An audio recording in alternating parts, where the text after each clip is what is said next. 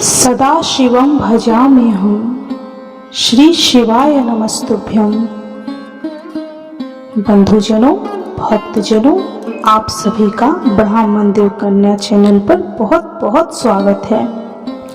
सावन मास में शिव महापुराण की महिमा सुनना सभी तरह के पुण्य फल देने वाला है। आपके जीवन में जो भी बाधाएं हैं, जो भी समस्याएं हैं, उन सभी का समाधान इस शिव पुराण महात्म्य कथा सुनने से हो जाएगा। बंधुजनों, भक्तजनों, यदि आप इस कथा महात्म्य को ध्यान पूर्वक एकाग्रचित होकर सुनते हैं या शेयर करके किसी और को भी सुनाते हैं, आपके जीवन में सुख, शांति और समृद्धि होगा। भगवान महाकाल, महाकालेश्वर शिव जी, महादेव आपकी सभी दुखों का, सभी समस्याओं का अंत करेंगे।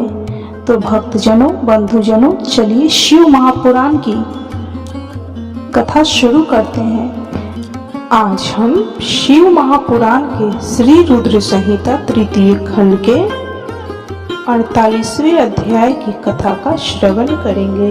तो बोलिए ओम नमः शिवाय, ओम नमः शिवाय, ओम नमः शिवाय। हे नारद, गर्ग मुनि की आज्ञा के अनुसार शैलराज हिमालय ने कन्यादान की रस्मों को निभाना शुरू किया। शैलराज प्रिया मैना, जो सुंदर वस्त्र आभूषणों से सुसज्जित होकर हाथों में सोने का कलश लेकर अपने पति हिमालय के दाहिने भाग में बैठी हुई थी। शैलराज हिमालय ने भगवान शिव का पाद्य से पूजन करने के पश्चात सुंदर वस्त्रों, आभूषणों एवं चंदन से उन्हें अलंकृत किया तथा ब्राह्मणों से बोले कि हे ब्राह्मणों, अब आप कन्यादान हेतु संकल्प कराइए। तब श्रेष्ठ मुनिगण सहर्ष संकल्प पढ़ने लगे। तब गिरि श्रेष्ठ हिमालय ने आदर पूर्वक वर रूप में विराजमान भगवान शिव से पूछा कि हे शिव शंकर, विधि विधान से पार्वती का पानी ग्रहण करने हेतु आप अपने कुल का परिचय दें। आप अपना गोत्र, प्रवर, कुल का नाम, वेद शाखा सब कुछ ब्राह्मणों को बता दें। गिरिराज का यह प्रश्न सुनकर भगवान शंकर गंभीर होकर कुछ सोचने लगे। सब देवताओं, ऋषि मुनियों ने जब भगवान शिव को इस प्रकार चुप देखा तो वे इस संबंध में कुछ भी उत्तर नहीं दे रहे थे और शांत थे। तब यह देखकर कन्या पक्ष के कुछ लोग उन पर हंसने लगे। नारद यह देखकर तुम तत्काल पार्वती के पिता शैलराज के पास पहुंचे और बोले कि हे शैलराज, हे पर्वतराज, आप भगवान शिव से उनका गोत्र पूछकर बहुत बड़ी मूर्खता कर रहे हैं। उनका कुल, गोत्र आदि तो ब्रह्मा, विष्णु आदि भी नहीं जानते, तो भला और कोई कैसे जान सकता है? भगवान शिव तो निर्गुण और निराकार हैं।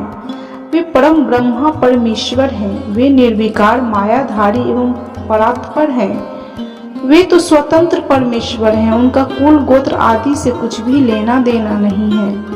ये सब तो मनुष्यों के द्वारा निर्मित आडंबर मात्र है। शिव जी तो अपनी इच्छा के अनुसार रूप और अवतार धारण करने वाले हैं। यह तो पार्वती के द्वारा किए हुए उग्र तप का प्रभाव है, जिसके कारण आप शिव जी के साक्षात स्वरूप के दर्शन कर पा रहे हैं। शैलराज, भगवान शिव गोत्रहीन होकर भी श्रेष्ठ गोत्र वाले हैं और कुलहीन होकर भी कुलीन हैं। इनकी विविध लीलाएं इस चराचर संसार को मोहित करने वाली हैं। हे गिरिश्रेष्ठ हिमालय, नाना प्रकार की लीला करने वाले इन भगवान शिव का गोत्र और कुल नाद है। शिव नादमय है और नाद शिवमय है। नाद और शिव में कहीं कोई अंतर नहीं है। जब भगवान शिव ने सृष्टि की रचना का विचार किया था, तब सबसे पहले शिव जी ने नाद को ही प्रकट किया था। इसलिए अब आप व्यर्थ की बातों को त्याग कर अपनी पुत्री पार्वती का विवाह यथाशीघ्र शिव जी के साथ संपन्न करा दें। नारद, तुम्हारी बात सुनकर शैलराज हिमालय के मन में उत्पन्न हुई शंका समाप्त हो गई। तब हम सभी देवताओं ने तुम्हें धन्यवाद दिया कि तुमने इस विषम परिस्थिति को चतुराई से संभाल लिया। यह सब जानकर वहां उपस्थित सभी विद्वान प्रसन्नता पूर्वक बोले कि हमारे अहोभाग्य हैं जो आज हमने इस जगत को प्रकट करने वाले आत्मबोध स्वरूप स्वतंत्र परमेश्वर, नित्य नई लीलाएं रचने वाले त्रिलोकीनाथ भगवान शिव के दर्शन कर लिए हैं। आपके दर्शनों से समस्त पापों से मुक्ति मिल जाती है। इस प्रकार सब मिलकर भगवान शिव की ही जय जयकार करने लगे। तब वहां उपस्थित मेरु आदि अनेक पर्वतों ने शैलराज हिमालय से कहा कि हे पर्वतराज, अब आप व्यर्थ के विलंब क्यों कर रहे हैं? जल्दी से अपनी कन्या पार्वती का दान क्यों नहीं करते? तब हिमालय मैना ने प्रसन्नता पूर्वक अपनी पुत्री पार्वती का कन्यादान कर दी। कन्यादान करते समय पर्वतराज बोले कि हे परमेश्वर करुणा निधान भगवान शिव, मैं अपनी कन्या पार्वती आज से आपको देता हूँ। आप इसे अपनी पत्नी बनाकर मुझे और मेरे कुल को कृतार्थ करें। इस प्रकार शैलराज हिमालय ने अपनी पुत्री पार्वती का हाथ व जल भगवान शिव के हाथों में दे दिया। तब सदा शिव ने वेद मंत्रों के वचनों के अनुसार मंत्रों को बोलते हुए बोले, देवी पार्वती का हाथ लेकर पृथ्वी का स्पर्श करते हुए लौकिक रीति से उनका पानी ग्रहण स्वीकार किया। इस प्रकार गिरिराज के कन्यादान करते ही चारों ओर शिव पार्वती की जय जयकार की ध्वनि गूंजने लगी। गंधर्व प्रसन्नता पूर्वक उत्तम गीत गाने लगे और सुंदर अप्सराएं मग्न होकर नाचने लगी। सभी इस मंगलमय विवाह के संपन्न होने पर मन में बहुत प्रसन्न थे। ब्रह्मा विष्णु इंद्र आदि सभी देवता भी बहुत प्रसन्न हुए। उसके बाद शैलराज हिमालय ने भगवान शिव को अनेकों वस्तुएं प्रदान की। रत्नों से जड़े हुए सुंदर स्वर्ण के आभूषण, पात्र एवं दूध देने वाली 1.25 लाख गायें एवं 1 लाख सुसज्जित अश्व, 1 करोड़ हाथी तथा 1 करोड़ सोने जवाहरातों से जड़े हुए रथ आदि वस्तुएं सादर भेंट की। उन्होंने अपनी पुत्री पार्वती की सेवा में लगे रहने के लिए 1 लाख दासियां भी दी। तत्पश्चात विवाह में पधारे अनेक पर्वतों ने भी अपनी इच्छा और सामर्थ्य के अनुसार उत्तम वस्तुएं शिव पार्वती को उपहार स्वरूप भेंट की। इस विवाह में सभी प्रसन्न थे। चारों दिशाएं शहनाइयों की मधुर ध्वनि में गुंजायमान थीं और भक्त वत्सल भगवान शिव को अपनी प्रिय पुत्र पार्वती को समर्पित करने के बाद शैलराज हिमालय और उनकी पत्नी मैना हर्ष से प्रफुल्लित हो रहे थे। शैलराज हिमालय ने यजुर्वेद की माध्य दिनी में लिखे हुए स्तोत्रों द्वारा शुद्ध हृदय और भक्ति भाव से भगवान शिव की अनेक बार स्तुति की। तत्पश्चात वहां उपस्थित श्रेष्ठ मुनि जनों ने उत्साह पूर्वक भगवान शिव और देवी पार्वती के सिर का अभिषेक किया। उस समय हिमालय नगरी में महान उत्सव हो रहा था। सभी नर नारियां प्रसन्नता से नाच गा रहे थे। हे नारद, उसके उपरांत मेरी आज्ञा पाकर महादेव जी ने अग्नि की स्थापना कराई तथा अपनी प्राण वल्लभा पत्नी पार्वती को अपने आगे बैठाकर चारों वेद ऋग्वेद, यजुर्वेद, अथर्ववेद तथा सामवेद के मंत्रों द्वारा हवन कराकर उसमें आहुतियां दी।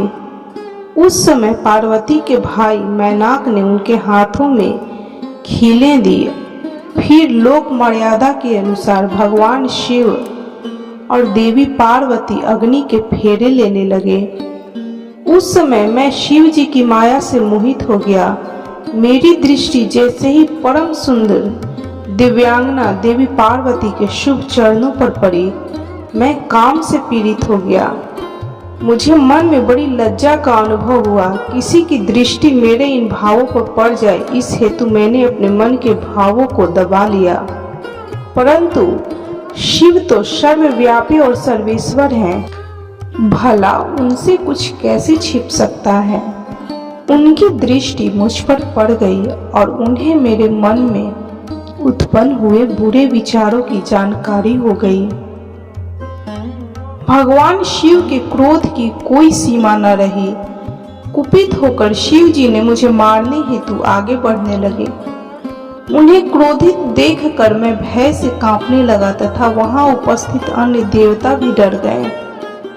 भगवान शिव के क्रोध की शांति के लिए सभी देवता एक स्वर में शिव जी से बोले कि हे सदाशिव, आप दयालु और करुणा निधान हैं। आप तो सदा ही अपने भक्तों पर प्रसन्न हो उन्हें उनकी इच्छित वस्तु प्रदान करते हैं। हे भगवान, आप तो सच्चित और आनंद स्वरूप हैं। प्रसन्न होकर मुक्ति पाने की इच्छा से मुनिजन आपके चरण कमलों का आश्रय ग्रहण करते हैं। हे परमेश्वर, भला आपके तत्व को कौन जान सकता है। भगवान, अपनी गलती के लिए ब्रह्मा जी आपसे क्षमा प्रार्थी हैं। आप तो भक्तों के सदा वश में हैं। हम सब भक्तजन आपसे प्रार्थना करते हैं कि आप ब्रह्मा जी की इस भूल को क्षमा कर दें और उन्हें निर्भय कर दें।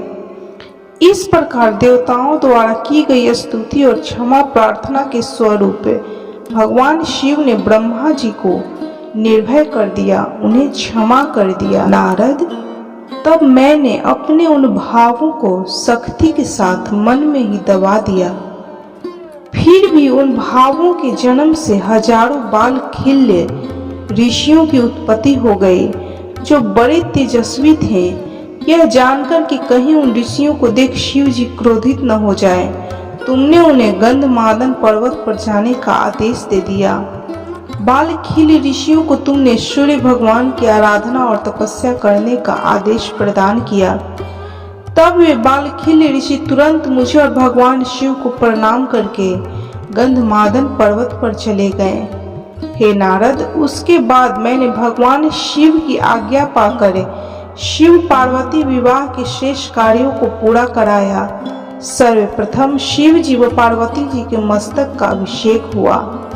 तत्पश्चात वहां उपस्थित ब्राह्मणों ने दोनों को ध्रुव का दर्शन कराया और उसके बाद हृदय छूना और स्वस्थित पाठ आदि कार्यों को पूरा कराया। यह सब कार्य पूरा होने के बाद भगवान शिव ने देवी पार्वती की मांग में सौभाग्य और सौभाग्य की निशानी माने जाने वाला सिंदूर भरा। मांग में सिंदूर भरते ही देवी पार्वती का रूप लाखों कमल दलों के समान खिल उठा। उनकी शोभा देखते ही बनती थी। सिंदूर से उनके सौंदर्य में अभिवृद्धि हो गई। इसके तत्पश्चात शिव पार्वती को एक साथ एक सुयोग्य आसन पर बिठाया गया और वहां उन्होंने अन्नप्राशन किया। इस प्रकार इस उत्तम विवाह के सभी कार्य विधि विधान से संपन्न हो गए। तब भगवान शिव ने प्रसन्न होकर इस विवाह को सानंद संपन्न कराने हेतु मुझ ब्रह्मा को आचार्य मानकर पूर्ण पात्र दान किया। फिर गर्ग मुनि को गौदान किया तथा वैवाहिक कार्य पूरा कराने के सहयोग करने वाले सब ऋषि मुनियों को 100 स्वर्ण मुद्राएं और अनेक बहुमूल्य रत्न प्रदान किए। तब सब और आनंद का वातावरण था। सभी बहुत प्रसन्न थे और शिव पार्वती की जय जयकार कर रहे थे। तब मैं श्री हरि विष्णु और अन्य ऋषि मुनि सभी देवताओं सहित शैलराज हिमालय की आज्ञा लेकर जनवासे में वापिस आ गए। हिमालय नगर की स्त्रियां, पुरनारियां और पार्वती की सखियां भगवान शिव और पार्वती को लेकर कोहबर में गईं और वहां उनसे लोकोचार रीतियां कराने के उपरांत उन्हें कौतुकागार में ले जाकर अन्य रीति रिवाज और रस्मों को सानंद संपन्न कराया। उसके पश्चात उन दोनों को उत्साह पूर्वक केली ग्रह में ले जाया गया। केली ग्रह में भगवान शिव और पार्वती के गठबंधन को खोला गया। उस समय शिव पार्वती की शोभा देखने योग्य थी।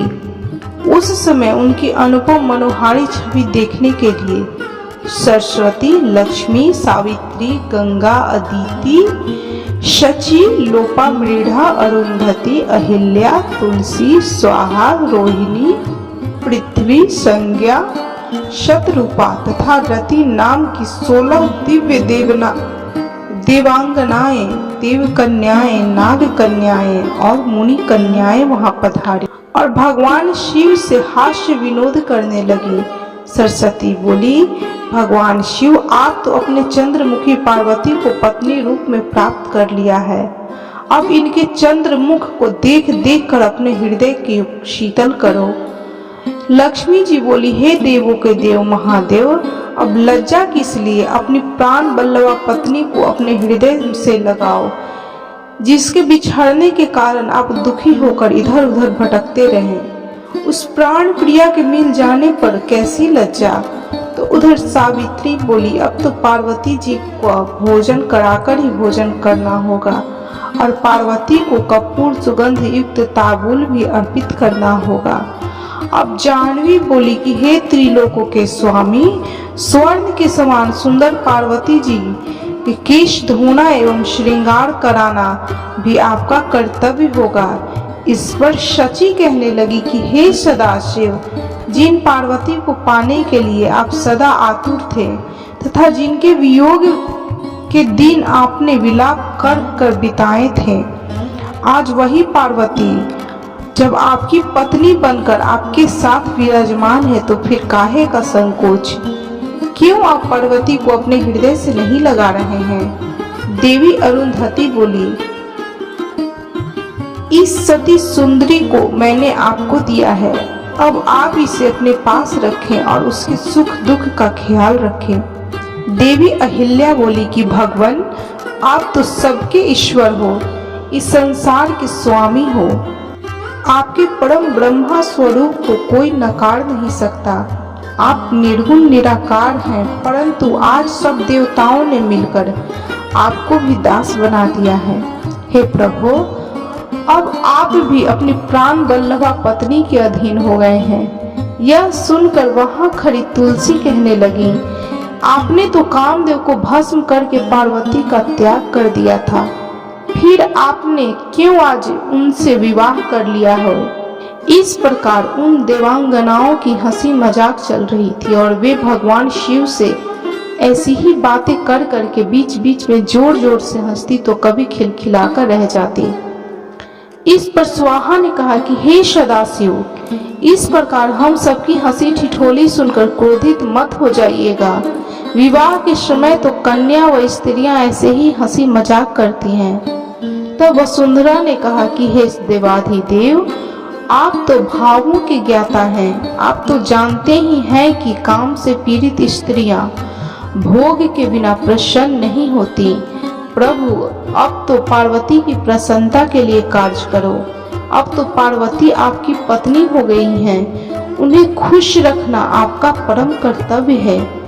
इस प्रकार स्त्रियों के विनोद पूर्ण वचन सुनते हुए भगवान शिव चुप थे, परंतु जब स्त्रियां चुप न हुई और इसी प्रकार उन्हें लक्ष्य बनाकर तरह तरह की हंसी की बातें करती रही, तब भगवान शिव ने कहा कि हे देवियों, आप लोग तो जगत की माताएं हैं, माता होते हुए पुत्र के सामने इस प्रकार के चंचल तथा निर्लज वचन क्यों कह रही हैं। तब भगवान शिव के ये वचन सुनकर सभी स्त्रियां शर्माकर वहां से भाग गई। इस प्रकार शिव महापुराण के श्री रुद्र संहिता तृतीय खंड के 50वें अध्याय तक की कथा संपन्न हुई। तो बोलिए, कर्पूर गौरम करुणावतारम संसार सारम भुजगेंद्र हारम सदा वसंतम हृदय रविंदे भवम भवानी सहितम नमामि। ओम नमः शिवाय, ओम नमः शिवाय, ओम नमः शिवाय। आप भी इस शिव भक्ति की कथा अवश्य सुने। इस कथा को सुनने से आपके मन की जो भी मनोरथें होंगी भगवान पूर्ण करेंगे। आपके जीवन की सभी समस्याओं का भगवान शिव महाकालेश्वर समाधान करेंगे। तो बोलिए, कर्पूर गौरम करुणावतारम संसार सारम भुजगेंद्र हारम सदा वसंतम हृदय रविंदे भवम भवानी सहितम नमामि। ओम नमः शिवाय, ओम नमः शिवाय, ओम नमः शिवाय। भक्तजनों, बंधुजनों, यदि आपको शिव महापुराण की यह कथा अच्छी लगी हो तो कृपया वीडियो को लाइक, शेयर और सब्सक्राइब जरूर करें और कमेंट में हर हर महादेव, ओम नमः शिवाय, जय महाकाल जरूर लिखें।